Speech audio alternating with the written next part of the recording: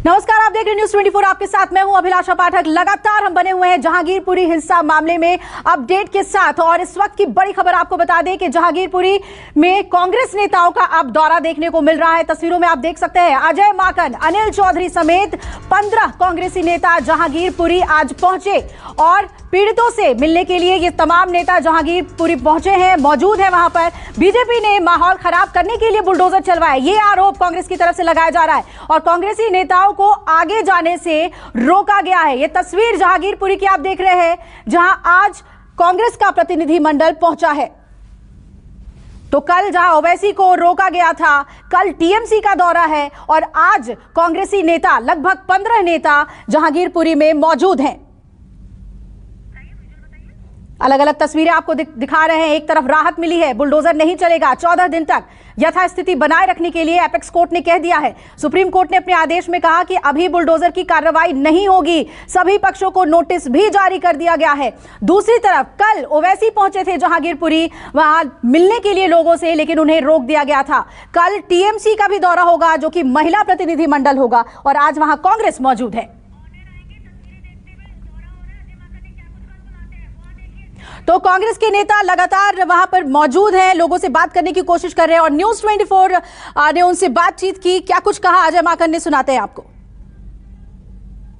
Sir, आपसे जानना चाहेंगे, जिस तरह से कार्रवाई हुई, आप क्या कहना चाहेंगे? आज यहाँ पहुंचे थे, पुलिस ने क्या आपको कहा? हमें नहीं जाने दिया। कार्रवाई बहुत गलत है, ये कार्रवाई नहीं होनी चाहिए, ये हमारा कहना है। सर, जिस तरह से हिंदू मुस्लिम की बात की जा रही है, हिंसा की को लेकर करी जा रही है कि लोगों को धर्म के नाम पे बांटा जाए ताकि लोग बेरोजगारी और महंगाई जैसे मुद्दों से ध्यान भटक जाए। सर, आखिरी सवाल, सुप्रीम कोर्ट के आदेश के बाद 2 घंटे तक तोड़क कार्रवाई चलती रही। आज अब सुप्रीम कोर्ट ने क्लियर कर दिया, सुप्रीम कोर्ट ने जवाब मांगा है, ये जवाब देंगे। यार, ये अजय माकन साहब थे, जो कांग्रेस का डेलीगेशन यहाँ पर पहुँचा हुआ था। इसमें माकन साहब भी थे। उनका साफ तौर पे कहना है जो कार्रवाई की गई है वो गलत तरीके से की गई। अब सुप्रीम कोर्ट का जो फैसला आया है वो सही आया है। अब देखना होगा कि आगे जिस तरह से राजनीति की जा रही है, क्या उस पर अंकुश लगेगा या नहीं। कैमरामैन सुनील कुमार के साथ दीपक दुबे, न्यूज़ 24 दिल्ली। जुनेद सर, आपसे जानना चाहेंगे कि किस तरह से आप लोग यहाँ पर पहुंचे थे अपने डेलीगेशन के साथ, क्या कुछ बातचीत हुई है और पुलिस ने क्या आप लोगों को वहाँ पर जाने दिया या नहीं जाने दिया?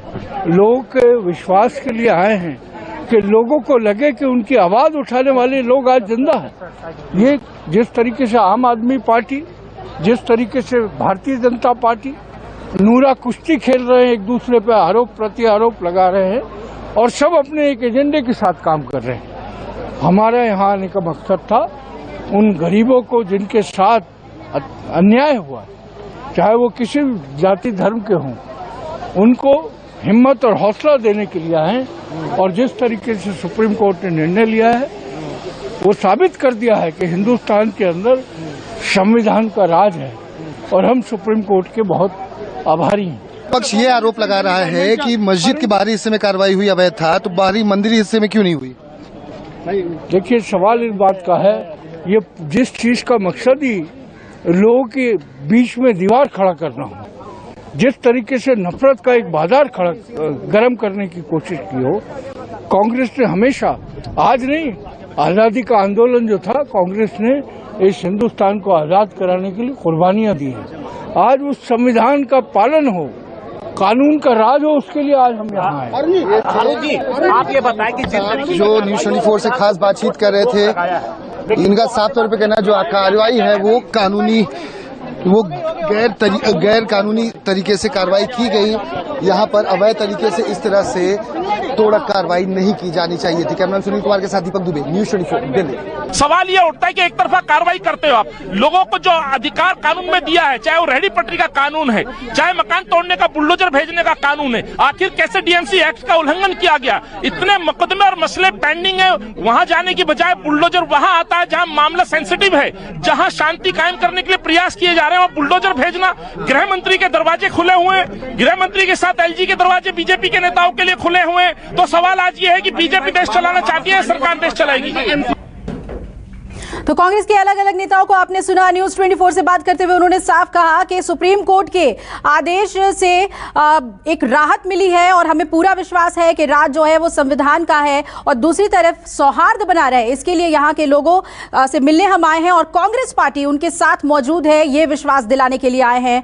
कल यहाँ पर बुलडोजर की कार्रवाई हुई थी, उसके बाद सुप्रीम कोर्ट का ऑर्डर आया और सब कुछ थमा और अब 14 दिन की राहत मिल गई है। यथास्थिति बरकरार रखने के लिए कोर्ट ने आदेश दे दिया है। हमारे सभी सहयोगी वहां मौजूद हैं, ग्राउंड जीरो रिपोर्ट आपको दे रहे हैं। दीपक दुबे मेरे साथ जुड़े हुए हैं, साथ ही प्रभाकर हैं और राहुल भी हमारे साथ जुड़ गए हैं ज्यादा अपडेट के साथ। पहले प्रभाकर, आपके पास आते हुए कांग्रेस के तमाम नेता वहां पर पहुंचे, क्या मुलाकात हुई, कुछ लोगों से इंटरैक्ट कर पाए कांग्रेसी नेता?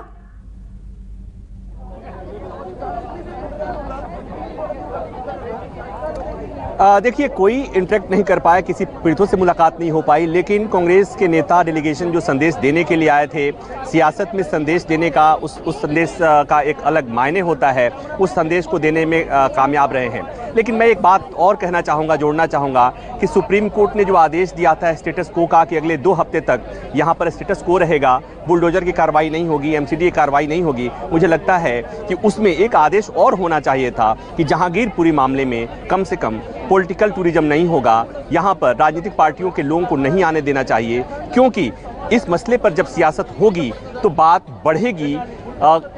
कोशिश ये होनी चाहिए कि जो कुछ बीत गया है, जो कुछ हो गया है, उसे किस तरह से ठीक किया जाना है, किस तरह से दो संप्रदाय के बीच जो दूरियां बढ़ी हैं उसे कम करना है, जो घाव हुआ है उसे ठीक करना है, कोशिश ये होनी चाहिए। लेकिन जिस ढंग से सियासत हो रही है, सब लोग अब कोशिश ये करेंगे कि दिखाएं कि जहांगीरपुरी के पीड़ितों के वो साथ हैं।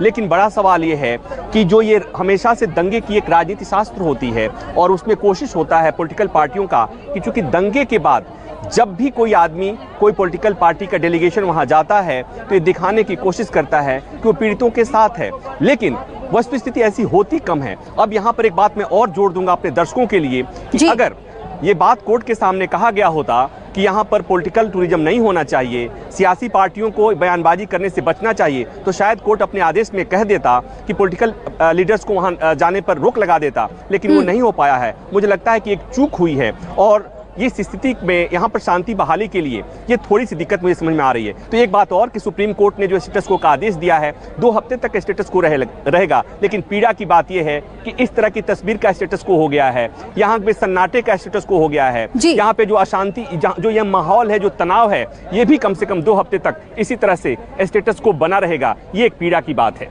बिल्कुल। और प्रभाकर, ये बड़ी बात आपने कही कि स्टेटस को जब कोर्ट की तरफ से बरकरार रख दिया गया और शांति बनाए रखने की कोशिश पुलिस की तरफ से, प्रशासन की तरफ से हो रही है, तो ऐसे में ये पॉलिटिकल टूरिज्म के तौर पर अगर देखा जाता है तो ये इस केस के लिए बेहतर नहीं होगा। दीपक मेरे सहयोगी जुड़े हुए हैं। दीपक, पुलिस की क्या कवायद थी वहां पर, क्या कोशिश थी जब ये तमाम पॉलिटिकल लीडर्स वहां पर पहुंचे और क्या कहकर इन्हें लोगों से मिलने से रोका गया?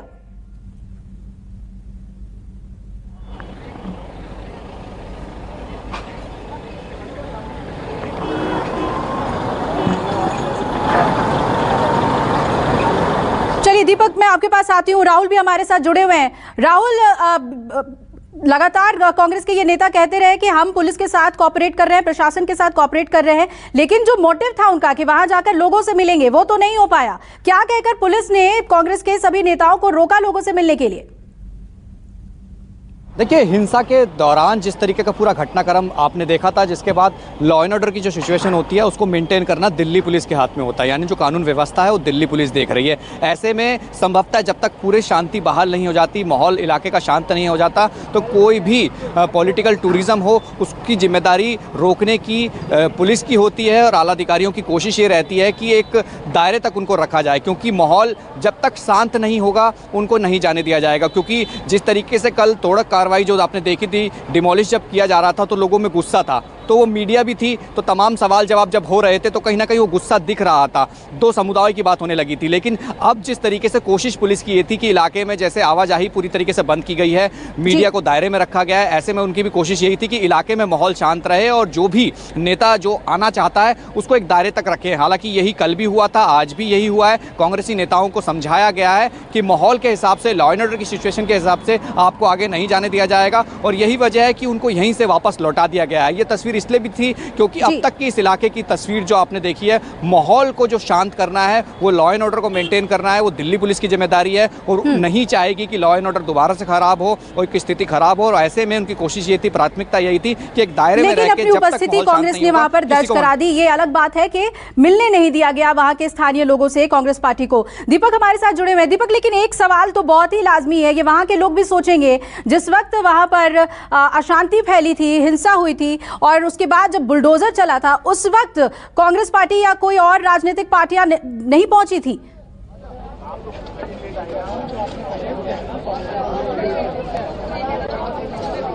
देखिए, ये दोनों पक्ष का मानना है कि जिस तरह से लगातार तमाम जो राजनीतिक पार्टियों के द्वारा हिंसा के बाद बयानबाजी की जा रही है, उससे ये साफ है कि राजनीतिक रोटियां ये तमाम लोग जो हैं वो सेकने की कोशिश कर रहे हैं। तमाम जो नेता हैं जिस तरह के अपने अपने फायदे के हिसाब से अपने अपने पक्ष को लेकर लगातार बयानबाजी कर रहे हैं, उससे इनका भला नहीं होने वाला है। ये दोनों पक्षों को पता है, लेकिन मजबूरी ये है कि इनके साथ खड़ा होने वाला कोई नहीं है। लगातार अभी भी स्थिति वही है कि लोग जो है वो गेट के अंदर बंद रहने के लिए मजबूर हैं। ऐसे में ये डेलीगेशन आते जरूर हैं, लेकिन इसका फायदा ये अपने राजनीतिक रोटियां सेक कर लेते हैं, ऐसा इनका भी कहना है, चाहे दूसरे पक्ष का कहना है। इस ऐसे में पुलिस जो है वो लॉ एंड ऑर्डर सिचुएशन सही रहे, इसको देखते हुए इन सभी को वापस भेजने की कवायद शुरू कर दी और यही वजह रही कि ये 15-20 मिनट के बाद तमाम कोशिशों के बावजूद ये सभी यहाँ से वापस चले गए।